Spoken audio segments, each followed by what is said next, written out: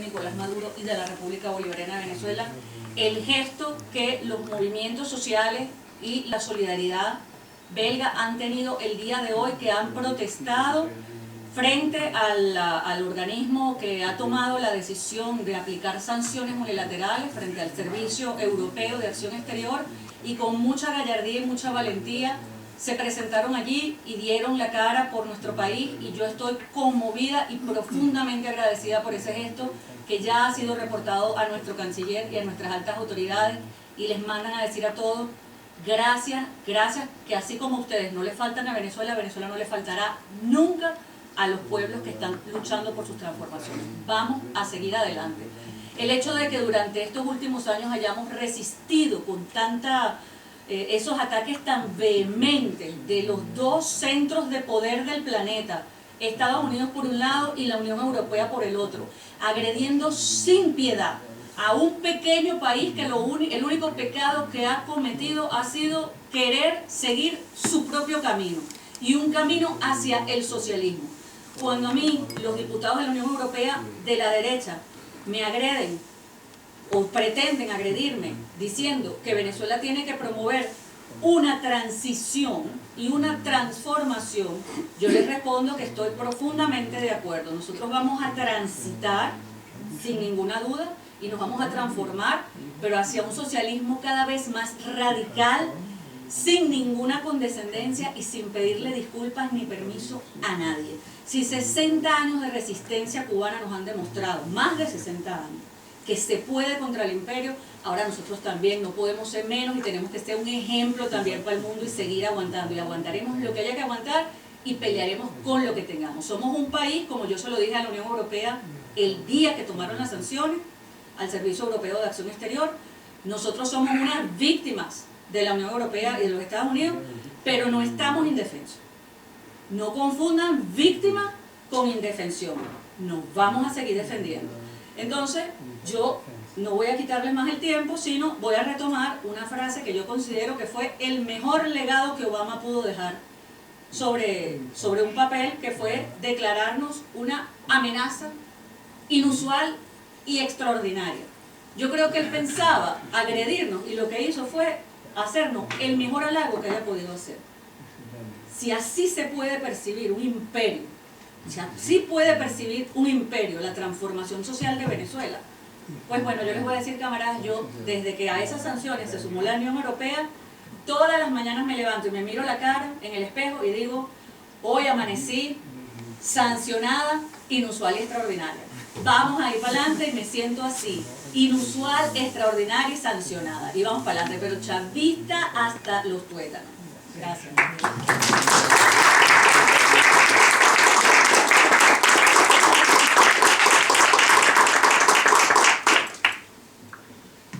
Buenas noches.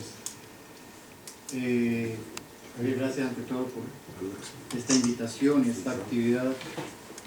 En un momento tan difícil, llamar a una actividad de estos en este lugar, casi que me siento como si estuviera en un territorio de guerra, defendiendo un papel. Sí, es cierto. No, yo quería ser un poco más diplomático. Gracias al embajador, embajadora Norma, la segunda vez que nos encontramos casi en el mismo pedacito. A la embajadora de Venezuela, muchas gracias también. A esta dama que ha trabajado tanto para ayudar a organizar esta actividad, y a todos ustedes. Este documental tiene hasta este momento 11 traducciones, incluido el árabe, el japonés, el turco, y ya lo están traduciendo al ruso y al griego. ¿Por qué? También es cierto que ha ayudado la coyuntura. Todo lo negativo tiene algo positivo. Este documental me ayudó a volver en práctica algo que yo conocía en teoría: cómo se han preparado las invasiones, cómo se preparó la invasión a Afganistán, a Irak, a Libia y la agresión a Siria. pero sobre todo los 4 primeros países. Yo le decía hoy a Javier que yo podía antes hacer un discurso muy teórico, muy a partir de lo que había leído, pero con Venezuela puedo hacer un discurso a partir de lo que he vivido. Y sobre todo de lo que he vivido dándome cuenta de que la prensa estadounidense y de europea principalmente son unos generales de la guerra. Yo estaba en Venezuela trabajando este documental cuando las famosas guarimbas, que Venezuela estaba en un estado de guerra terrible, que mi familia me dijo que yo era un irresponsable de ir para allá, no mi familia directa, ya que mi compañera y mis hijos me apoyan, pero gente de la familia, sobre todo la familia de ella, la familia francesa, me dijeron que yo era un irresponsable para irme en un país que estaba en estado de guerra, cuando yo tenía hijos y los iba a dejar posiblemente solos porque me iban a matar en ese país, y yo moviéndome en Venezuela por todas partes. Había que evitar algunas calles, algunas avenidas, pero ¿por qué?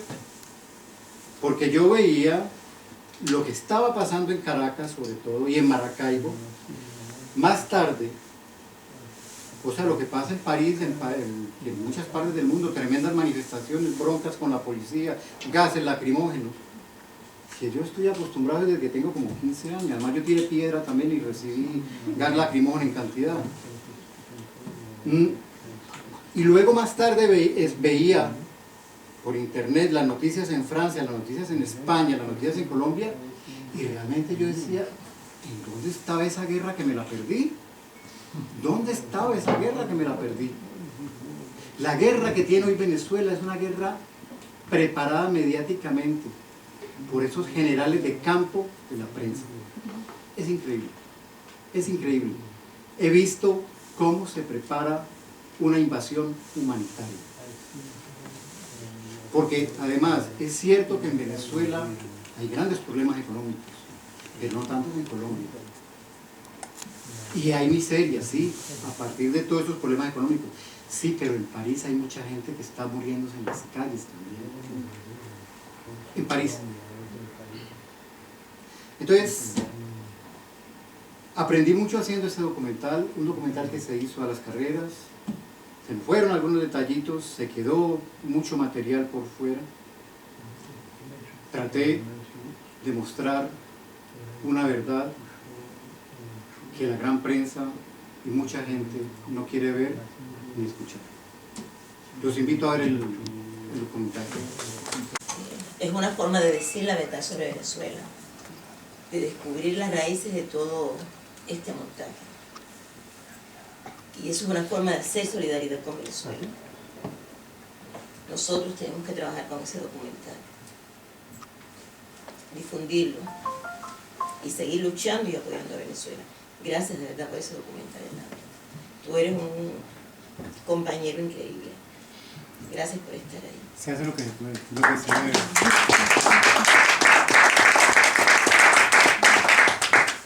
El documental está en YouTube, está en todas sus versiones, todas. Yo también quiero admirar el trabajo de Javier y los demás compañeros que se atreven a involucrarse con el caso Venezuela, porque no debe de ser nada simple. Recuerdo los casos hace un tiempo de Cuba. Cuba fue hasta hace poco el problemita, agresiones verbales hasta físicas. Espero que no llegue a Venezuela lo que pasó con Cuba, atentados terroristas, atentados y asesinatos a diplomáticos, porque esto es una guerra, que espero que no lleguen a ese punto como sucedió con Cuba. Y yo digo que es una guerra porque realmente es una guerra. Los que no creemos que es una guerra somos nosotros. El enemigo de al frente sí sabe que esto es una guerra porque sí sabe lo que puede perder o lo que está perdiendo.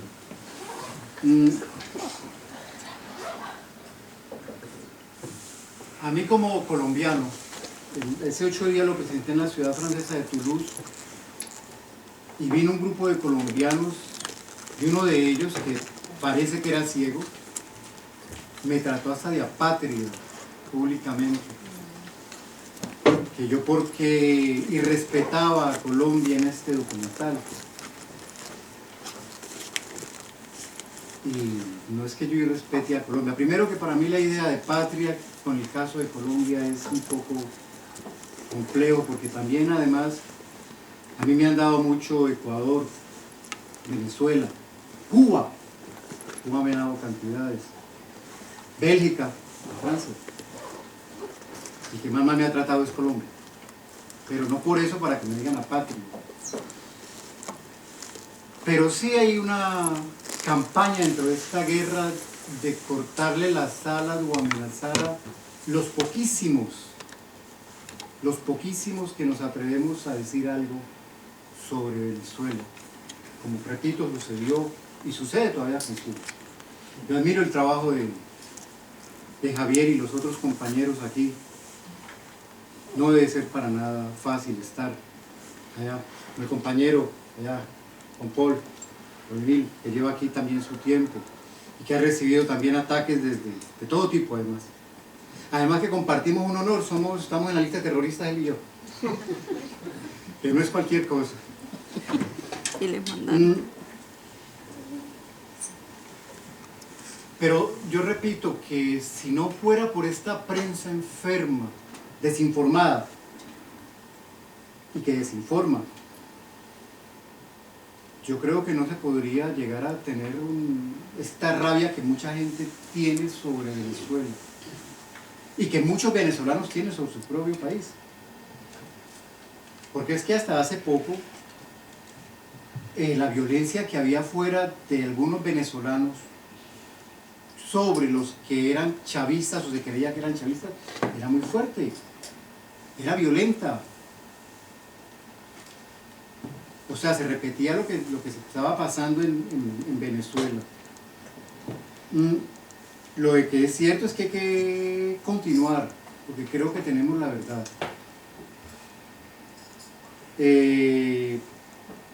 Yo no creo que en Venezuela se violen los derechos humanos.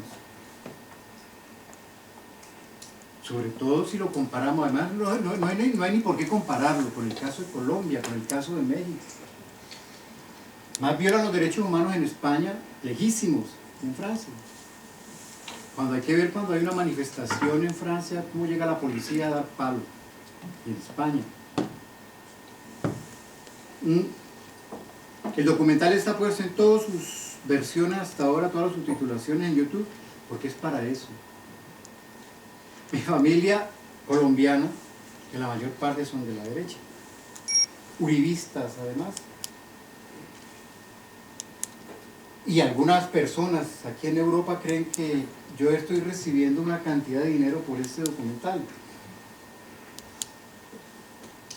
Les he dicho que sí, que he recibido tanto dinero que ya la banca no se atreve a recibirme más plata porque no tienen dónde ponerla. Porque para qué uno se pone en discusiones. No he recibido nada de dinero. Lo que me he ganado por este documental se los puedo decir tranquilamente, 1.480 euros. Pero eso sí, he recibido una cantidad de abrazos y de cariños que me hacen millonario.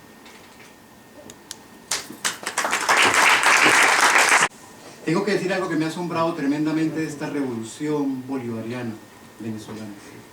Y que me hace creer en ella, más todavía, y es la cantidad de jóvenes que participan en todas las instancias de poder. Una cantidad de niñitos y niñitas. Gente joven que muchos no llegan a 30 años y ya manejan una cantidad de responsabilidades. Y son chavistas. Y están con el proceso revolucionario. Y llegan al trabajo, yo no sé ni cómo, ahora que hay tantos problemas económicos y de transporte y de todo. Llegan con un pan, como pasó en el bendito periodo especial cubano. Pero llegan y tienen confianza. Y uno se queda en Europa porque le quitan la electricidad 1 hora. O porque en el metro, ya se mete uno al metro y lo quieren aplastar, que un poco menos y sale uno violado del metro ahí. No se sabe por qué parte toda la gente que lo aprieta a uno y uno se queja por eso. Y los venezolanos, como fueron los cubanos, que tienen que caminar, caminan y creen. Y sobre todo los jóvenes. Porque ya es un viejo militante del partido comunista o de los partidos de hace años. Ya uno dice militancia, pero los jóvenes ya es otra cosa. Eso me ha admirado mucho de esta revolución. Y hay que continuar y espero que Venezuela no nos defraude y creo que no nos va a defraudar. Porque si Venezuela cae, no solamente es que cae el proceso, no, es lo que se va a formar en América Latina. Eso le tengo más temor que si cae y listo, tranquilamente. No, pero es que si cae Venezuela, yo no sé qué va a pasar con Colombia. Porque una de las, y por la cuarta vez me atrevo a decirlo, una de las cosas por las cuales Estados Unidos permitió al gobierno colombiano de negociar con las FARC el desarme, era Venezuela, era entrar a Venezuela, porque sabían que las FARC, como el ELN, eran un tapón de contención en la frontera.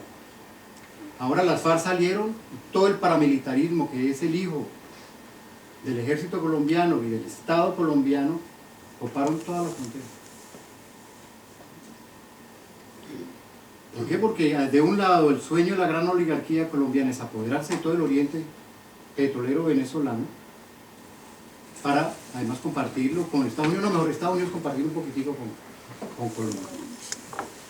Y sí, puede ser que sea patria por decir esto, pero también puede ser porque digo, porque conocí, que el oriente colombiano se nutre y los carros se mueven por la gasolina venezolana de contrabando y los alimentos que hacen falta en Venezuela.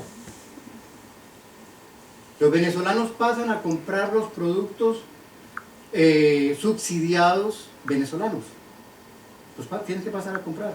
Claro, hay un nivel de corrupción en la frontera un poco particular, además de la gran mafia colombiana y los paramilitares. Decir esto, si por decir esto soy antipatriota, pues creo que debe ser grave porque estoy diciendo la verdad. Pero si llegan a cerrar esa frontera con Venezuela, la cierra con la frontera totalmente, van a pasar más hambre los colombianos de la que ya están pasando. Porque entre paréntesis, hoy leí que el Banco Mundial dijo que Colombia era el segundo país más desigual Después de Haití. después de Haití. Eso es grave. Qué vergüenza para Colombia, un país con tantos millones y millones que tiene. Hay que seguir defendiendo este proceso. Quiero decir algo. Es cierto, y está a muy altas instancias. Acaban ahora de tener varios vicepresidentes y el presidente de la petrolera venezolana en Estados Unidos. No voy a hacer comparaciones, pero Cuba hasta hace poco también tuvo corrupción a altas instancias del poder. Con Venezuela hay una cuestión. Cuando Chávez llega al gobierno, que no llegó al poder sino al gobierno, se encuentra que no tenía con quién gobernar, o sea, no tenía técnicos ni gente con quien gobernar, porque en la izquierda tenemos un grave problema, que espero que el compañero y los compañeros que están involucrados directamente con la cuestión de ser gobierno, de ser poder, es que nosotros en la izquierda nos preparamos para protestar, no nos preparamos para gobernar. Entonces, cuando llega Chávez se encuentra que no tiene con quién trabajar y tuvo que echar mano, eso no es un secreto, es una realidad de la gente que ya tenía como 500 años de experiencia en ser corruptos y en 18 años no se acaba eso. Cuba todavía lucha por eso. O sea, no es que esté yo sacando la cara por eso, no, es un problema gravísimo que hay en Venezuela esta cuestión de la corrupción, gravísimo. Si a eso se suma el problema de la pequeña corrupción por la necesidad de conseguir algún dinero, de conseguir algún alimento, el problema es grave. Yo recuerdo que una vez, creo que fue Fidel Castro, que dijo que eran pocos en el país los que alguna vez no habían ido contra las leyes. Lo dijo hace poco, bueno, hace algunos pocos años. Porque decía, de una u otra manera, los cubanos y hasta la gente del partido han tenido que comprar algo irregularmente. Porque en un momento de una necesidad, si uno necesita un pedazo de pollo, hay que comprarlo. Y como se dice, si se viene por la segunda y no hay alternativa que comprar. Por la izquierda. Por la izquierda. Por la derecha. ¿Por qué no ponemos por la derecha? Puede ser por la izquierda.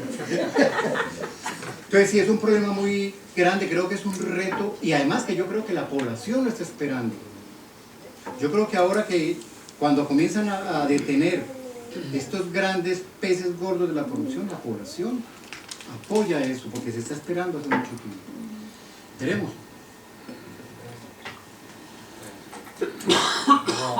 Sí, yo solamente para acotar algo con ese tema, que es un tema reciente y es un tema importante.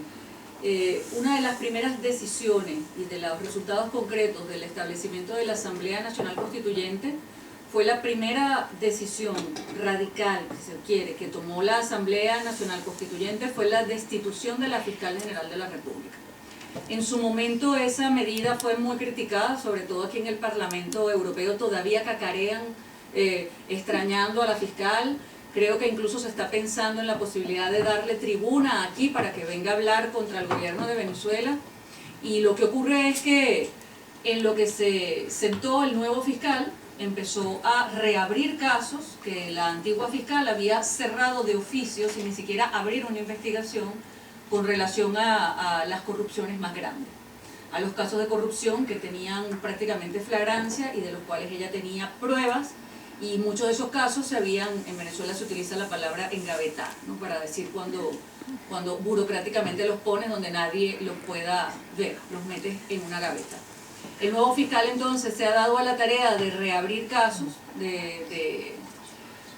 que habían sido cerrados por ley, y a través de esa investigación que el fiscal abrió y con el apoyo total, porque mucha gente empezó a decir cuando empezaron a ocurrir las primeras detenciones, que bueno, como estaban tocando a gente asociada a altos cargos en el gobierno, que era posible que el chavismo se viera sacudido, que el chavismo no fuese a permitirlo, y el presidente Nicolás Maduro hizo una locución en la cual él dijo: caiga quien caiga, yo no apoyo la corrupción de nadie, y le doy un espaldarazo al fiscal, y que el que tenga que caer, que caiga. Y pues así ha sido. Hasta ahora van más de 56 funcionarios asociados a Petróleos de Venezuela que están detenidos y con causas abiertas por corrupciones milmillonarias, y más recientemente el caso de toda la junta directiva de la compañía Citgo, que es la compañía de Venezuela refinadora de petróleo que está en Estados Unidos, y toda esa junta directiva, los 6 principales de la junta directiva están en prisión desde ayer. 2 de los funcionarios de Petróleos Venezuela, hubo casos que fueron detenidos en Madrid, es decir, que se está trabajando con Interpol y con la cooperación de otras policías. Es decir, el fiscal está haciendo uso de todos los convenios que hay vigentes en materia de cooperación penal con países con los que tenemos relaciones y acuerdos vigentes en materia de cooperación penal. Y pues caiga quien caiga, como decía en el país también, el que no la debe, no la teme. Y pues a mí me parece extraordinario que se revise, porque nadie que haya hecho un ejercicio justo de su oportunidad, del honor que le han dado a uno de formar parte de un gobierno tan revolucionario en sí mismo, por lo que significa, por el momento que le ha tocado, pues yo también como funcionaria pública me siento feliz, y creo que el pueblo venezolano también se está sintiendo así. Por fin tenemos una fiscalía que está funcionando, y creo que es importante entender que la Asamblea Nacional Constituyente era un elemento esencial de la estructuración de la paz, porque no puede haber paz si no se puede asegurar que haya justicia. La justicia es un elemento central de un diálogo de paz, y yo creo que es uno de los elementos que también ha permitido hoy en día que el diálogo, incluso con la oposición, se haya retomado, y que la violencia también se haya detenido, porque mucha de esa violencia de calle que ustedes vieron contaba también con el visto bueno de la Fiscalía. Estas personas eran detenidas en flagrancia destruyendo las instalaciones militares, y los soltaban porque les abrían causa por disturbio por cerrar calles o por disturbios en la vía pública, pero no se les abrían otros expedientes como tendrían que haberse hecho y los liberaban el mismo día que eran detenidos.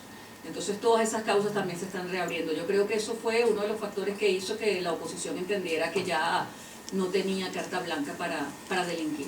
Pero tampoco aquellos que han abusado de la confianza que el pueblo les ha dado poniéndolos en cargos de importancia, pues como dijo el presidente, que caiga el que tenga que caer, que yo estoy segura que aquellos que se mantendrán serán los buenos y los que se merecen el honor de la confianza del pueblo. Ya tengo 3 palabras. Lo que por aquí. Rápidamente, sí, yo concuerdo totalmente con la embajadora de que realmente la ex fiscal se presta para cosas increíbles, está en la IA denunciando a Maduro por crimen contra la humanidad, que obviamente eso sirve para ambientar una mayor intervención en Venezuela. Yo creo que es súper importante esa resistencia de Maduro después de lo que pasó en Honduras, después de lo que pasó en Paraguay, después del golpe que hubo en el Brasil, todos esos golpes que no quieren llamar golpes y que a veces aceptamos demasiado fácilmente, incluso en esta casa, etcétera. Entonces me parece muy importante de que se defienda la victoria conquistada en las urnas, y Maduro tiene mucha voluntad de eso. Yo quiero agradecer lo de la película, pienso que es muy importante, aprendimos también sobre la historia de Venezuela, etcétera, el lazo con lo actual. Me parece muy importante el papel de Colombia. Colombia hoy en día para la Unión Europea desde hace 20 años es como el país de referencia, nuestro gran aliado en América Latina, el país con el cual firmamos un acuerdo de libre comercio sin mirar nada de las violaciones de derechos humanos masivas, etcétera. Entonces me parece muy importante de que se haga esa comparación entre esos dos países para mostrar la hipocresía que tiene la Unión Europea de apoyar tanto a un país como Colombia. Además me parece importante también en Colombia mismo de que se pueda trabajar esta comparación entre los dos países, y como Colombia ahorita es una autopista para que entre las multinacionales, para que se compren tierra con lo del acuerdo de libre comercio, y esa vergüenza de un acuerdo de paz que no se está cumpliendo cuando una de las partes ha cumplido a cabalidad. Bueno, muchas gracias por el trabajo.